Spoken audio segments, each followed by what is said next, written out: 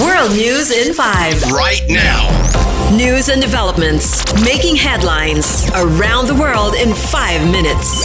World News in 5. Here on Radyo Pilipinas World Service.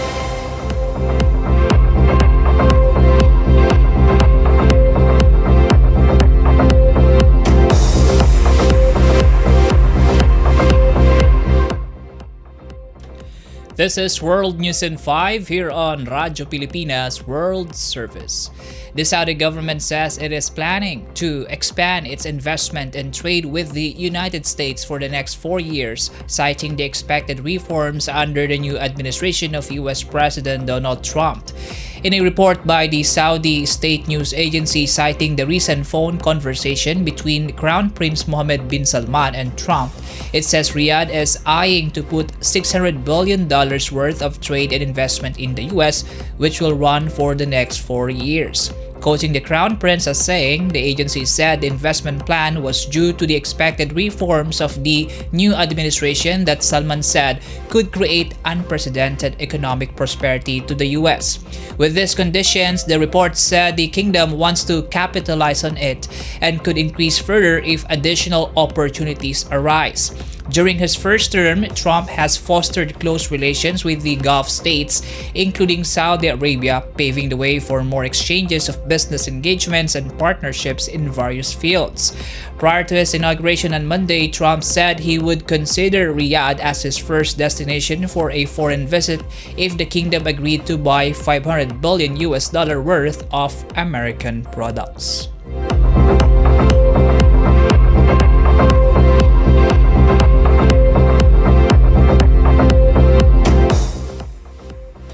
In our news, United States President Donald Trump signs an executive order that redesignates Yemen's Ansar Allah, also known as Houthi militants, as a foreign terrorist organization.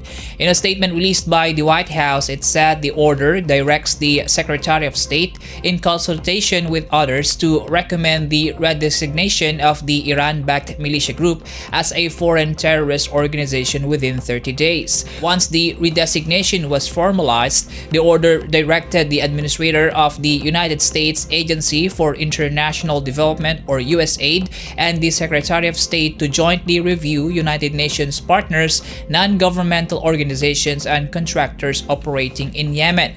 It also ordered the USAID to end its relationship with entities that have made payments to the Houthis or that have opposed international efforts to counter the Houthis while turning a blind eye towards the group's terrorism and abuses.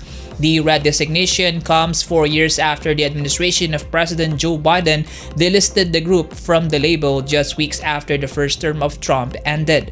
Since 2023, the Iranian-supported group, which holds large swathes of territories in Yemen, has conducted multiple attacks against ships traversing the Red Sea and the Gulf of Aden, causing a huge disruption in the international shipping flow. The group has said their offensives were in solidarity with the Palestinians in the war-torn Gaza Strip. Despite the scaled-back attacks of Houthis in the Middle East following the announcement of a ceasefire between the Israeli government and the militant group Hamas last weekend, the US said the redesignation would make sure the Houthis would be deprived of resources and capabilities to conduct further attacks on maritime shipping in the Red Sea.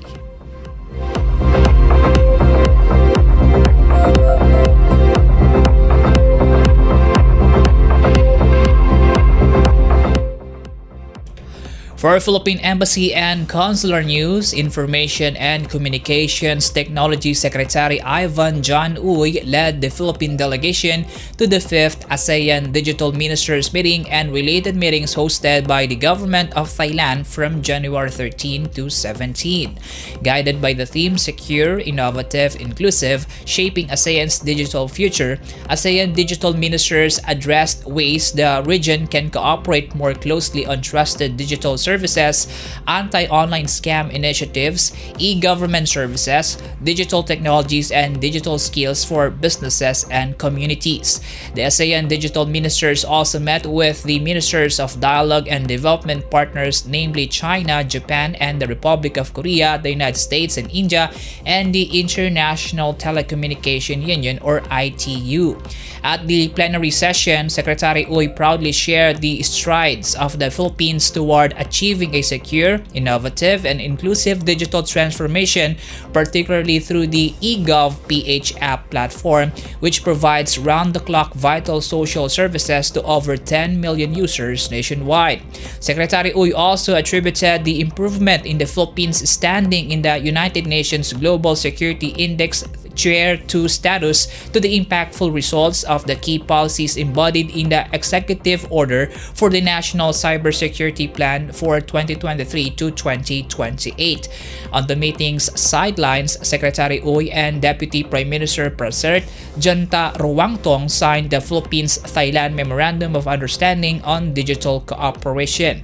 The signing ceremony was witnessed by the Ambassador of the Philippines to Thailand, Millicent Cruz Paredes, officials of the Department of Information and Communications Technology, or DICT, and the Royal Thai government. The MOU covers cooperation in 5 priority areas, which are digital connectivity, e-governance, digital ID system, emerging technologies, and cybersecurity through knowledge exchange, technical expertise, and practices.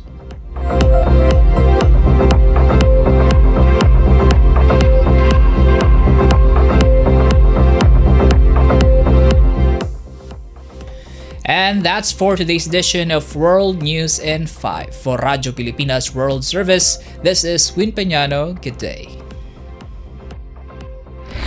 World News in 5. Right now. News and developments making headlines around the world in 5 minutes. World News in 5. Here on Radyo Pilipinas World Service.